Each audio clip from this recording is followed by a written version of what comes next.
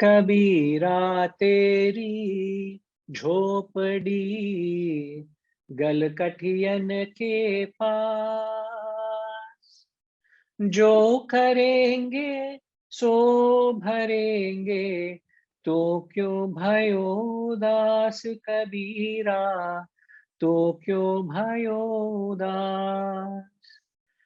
कबीरा तेरी झोपड़ी गलकठियन के पास, जो करेंगे सो भरेंगे, तो क्यों भयो दास कबीरा, तो क्यों भयो दास।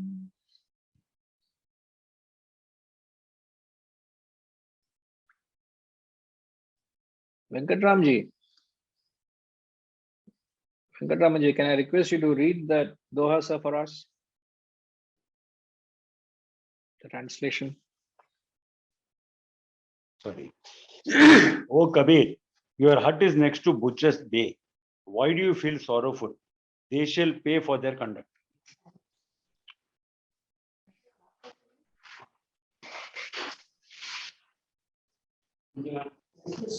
I think I'll read it again. Oh Kabir, your hut is next to Butcher's Bay. Why do you feel sorrowful? They shall pay for their conduct. The second half of the line is very famous, isn't it? Yes.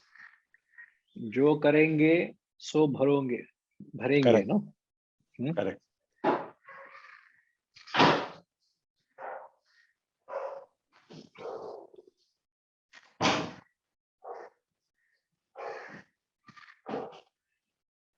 Now, do you know the context of this verse, sir? I don't know the context of this verse. The context in which he composed it, or the context in which we are discussing it. The context of this verse was composed. No, I'm not aware of the context. Right, sir. No problem. Right. In fact, the context was during the time of Sant Kabir, a lot of importance was given to religion and the religiosity, the external practices, as it is much today as well. But the Pandits aggressively promoted the idea of purity, cleanliness, and righteousness. And Sant Kabir was being criticized by the community of the Pandits then. He was a weaver of low caste, and his hut was next to a butcher's shop. So they were attacking what were they attacking? They were attacking him for staying next to the butcher. They were, as if the sins of the neighbor will visit on him. Sorry, sir? As if the sins of the neighbor will visit on him. As if the sins of the neighbor or he himself is sinful and living in that kind of an environment. Correct. Because he's not externally pure, he's not upholding the principles of a religious person who is clean. And the quality, what we're talking of is shaucham. Shaucham, you find, especially in the cleanest part of any temple is the sanctum sanctorum, isn't it? Correct. Correct. Because every idol, the entire offerings, everything is kept spick and span. Everything is glittering. Correct. And here is a philosopher who is sitting in an area of a butcher shop, which is full of filth and dirt and stinks. So they were criticizing him. Again, giving an over adherence to external cleanliness, but not mindful of the internal cleanliness. Now, Sant Kabir knew their minds, how corrupt and polluted their minds were. So he's jo karenge, so bharenge. And this talks about the famous law. What's a law? This phrase. As you sow, you will beget. As you sow, you will reap. as an example. Yes, as you sow, so you reap. And this talks of the famous law of causation. Correct. Right, sir? Wonderful. Correct. Thank you. Ji. Thank you. So the law of causation has two laws. Just to mention, since we talk about it, the law of causation has two laws under it: the law of destiny and the law of karma. The law of causation has two laws. One is the law of destiny and the law of karma. Law of destiny talks that you are a product of your past. I am what I am because of my past actions. So the law of destiny connects my past to my present. Law of karma is an extension of that same law of destiny. The law of karma is an extension of the law of destiny. Law of destiny connects my past to the present. Law of karma extends the past to the present and the present to the future. And the principle that governs that law of causation, every word I said is important.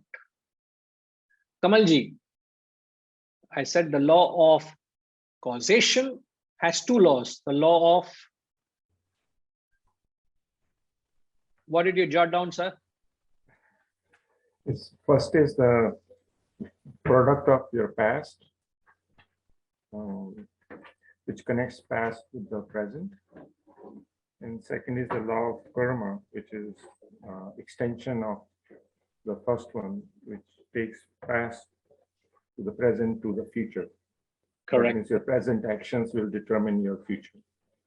Yes, so that's the law of karma, and the earlier is the law of destiny. Now, what's the principle which governs the law of causation, which is the law of karma, destiny, and law of karma? What's the principle?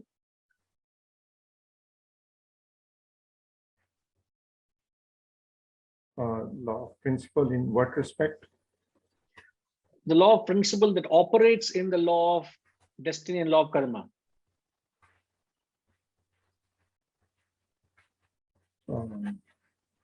I hope I'm framing my question correctly. I'm not clear about the question. Sorry. Yeah. In fact, the problem is if I say any further, I'm answering myself. That's my concern. So how do I hold back? The answer is the problem. Basically, principle is it's like the karma cycle, you know, like Which is? The past karmas determine our present. Like Correct. We come in our life with prarabdha karmas. No, don't go that far. I know. Yeah, I know. It will span out beyond the different contexts. Yeah. So the cycle is like this: the past has determined our present, and the present actions lead to our future. And which again comes back as correct, right. No. Absolutely. You're not wrong at all, but I'm just looking for those two words. I will hear. A few people have commented as well, but let me hear from Setuji. Thank you, Ji. Yes, sir. Sedram Garu.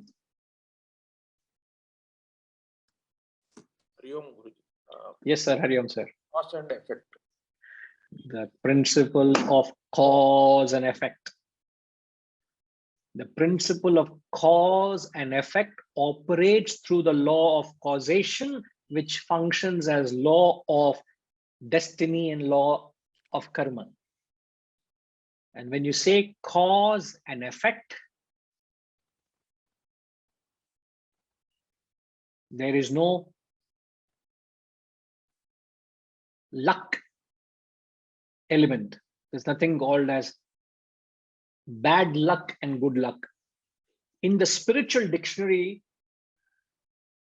Hirenji, don't ask me where can I get one. In the spiritual dictionary, there's nothing called as a luck element. There's nothing as good luck and bad luck. So you will have to erase those two from the spiritual dictionary. Yeah, you may want, you understand that, isn't it? But the thing is that this situation needs to be conducive, and certain time it is not conducive. Even though I do rightly from my perspective, it may not reap the fruit. Why is it not conducive? Your own past actions have determined it. Who is responsible for what you are getting? I am responsible. No. Yeah, I agree. Sir, my car, let's say, meets with an accident. Who is responsible for that accident? The person who has caused it? Oh, I was driving safely. That fellow came and knocked and my car is broken down. Can I blame the person who has come and knocked me? I don't even know who that fellow is. But why did I get that experience? Why did I land up in that situation? Because I deserved it.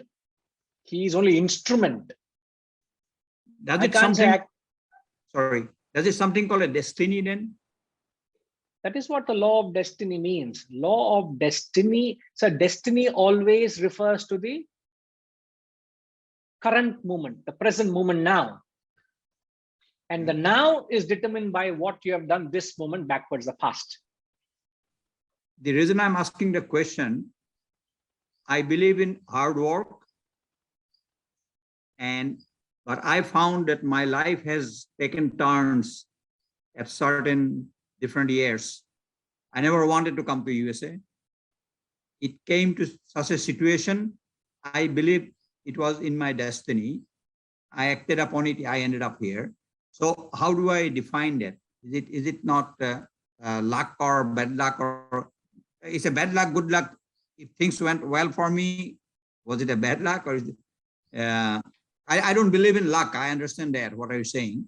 But that destiny comes into somebody's life. I feel that way. I don't know. Yeah, see, the destiny is a result of all your actions. That's what we're saying. It is only determined by all your actions and efforts. You may not know which particular action has contributed for your current destiny, which could be fortune or could be misfortune. Okay. Whatever it could be. You could have a sudden gush of support coming your way, profits coming your way, benevolence coming your way, or you could have sudden gush of misfortunes and failures and loss coming your way. You may not know what exactly I have done to deserve it. This is where saying, don't worry, you may not know what you have done to deserve it, but you deserve it because life is governed by cause and effect. There is a sound principle, a sound policy which governs all our life, which is our own actions. And that is governed. Action is the cause, fruit is the effect. Yeah. What I sow, so I reap. Jo karenge, so bharenge. So when he says that, he's talking of the sound principle. So you may not know what has caused it, but you are responsible for it. Otherwise, you will not experience it because you do not deserve it. Remember the famous quote we often say, in life, you get what you deserve, not what you desire. Exactly. So this is the law which governs, and the law which commands that principle is causation. Because of causation, you get what you deserve. So these two quotes, these two principles are interconnected. Yes. You get it, sir? Yeah. Right.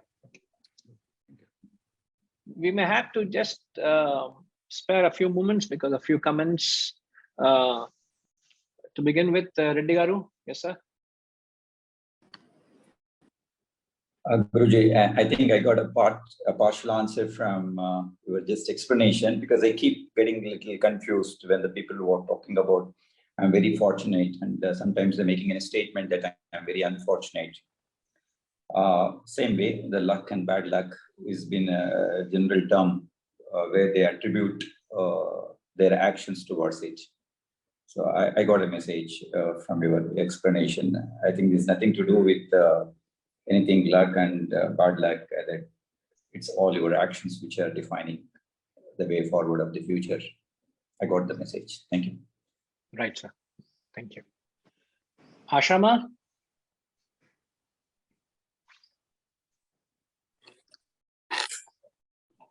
Pranam, Guruji. Namaskar.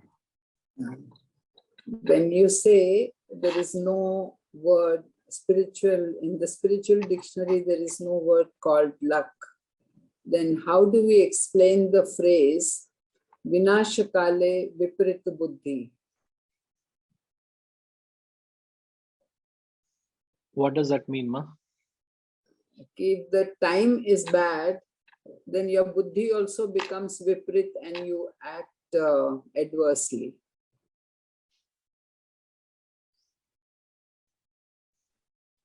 So, Ma, time per se, as we understand, is a neutral element, isn't it?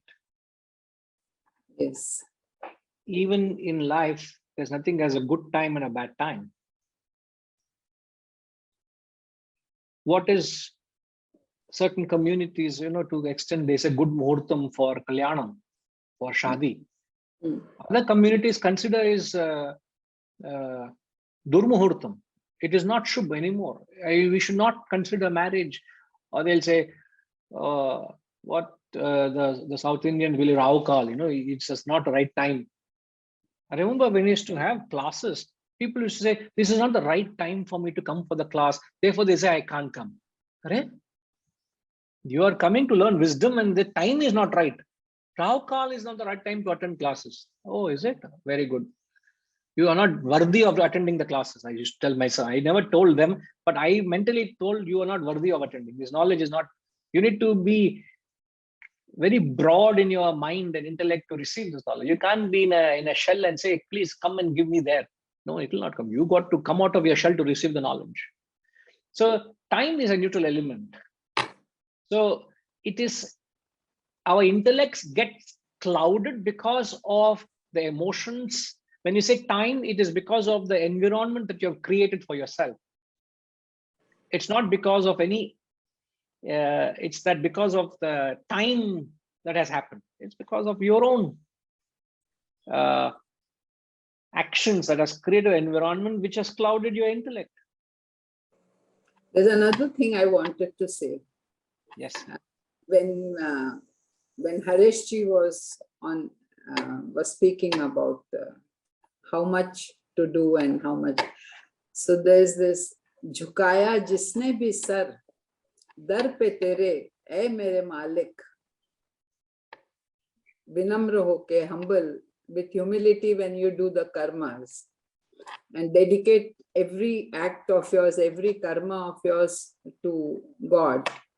झुकाया जिसने भी sir दर पे तेरे ऐ मेरे मालिक, तुझे देता नहीं देखा मगर झोली भरी पाई. So nobody has seen you blessing us, but we've always had ample, that is inner satisfaction, inner peace.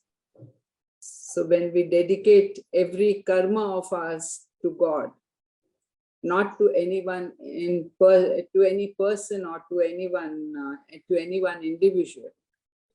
When you don't have the thought of doing something for a particular person, then the satisfaction you get is immense. Absolutely. Absolutely. Very nice. Very nice. Thank you, Ma. Thank you. Yes, Hirenji, we'll have to conclude soon. Yes, sir. Yeah, just a quick question. When time is neutral, we always keep referring, not only you, but everybody, the 4:30 morning is a Subha Muhurtam.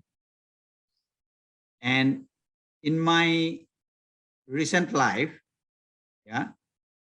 I cannot sleep too early.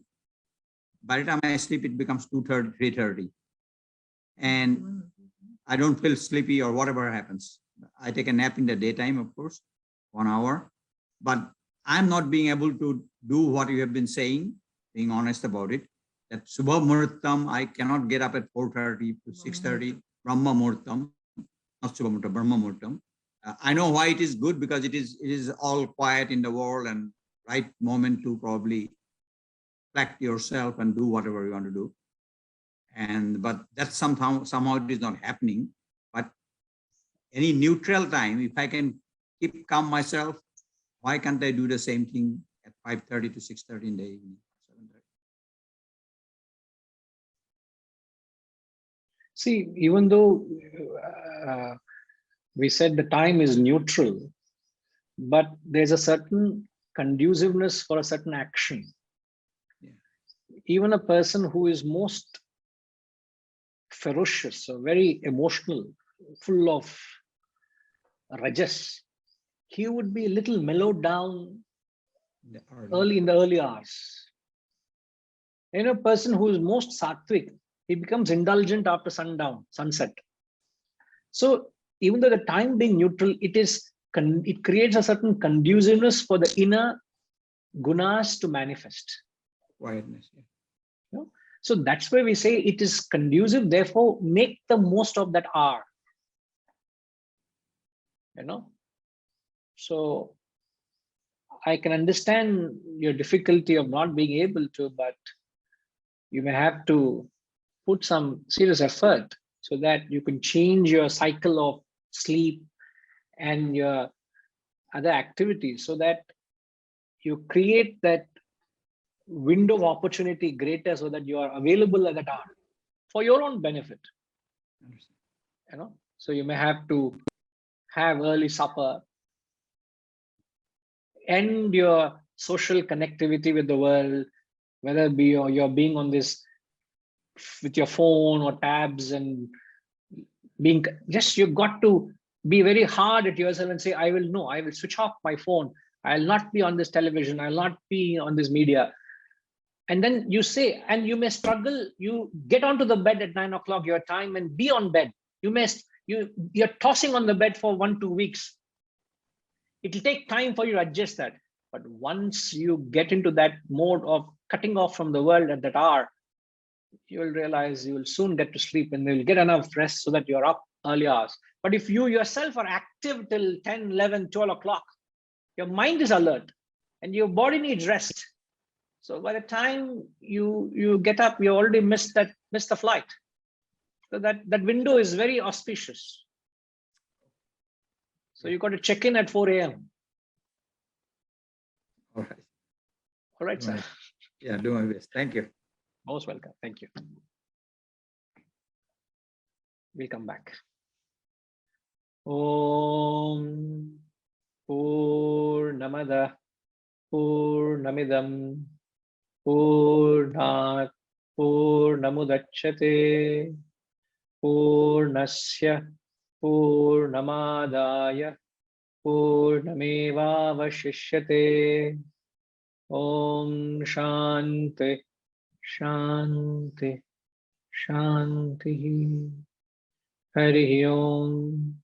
Shri Gurubhyo Namaha. Hari Om.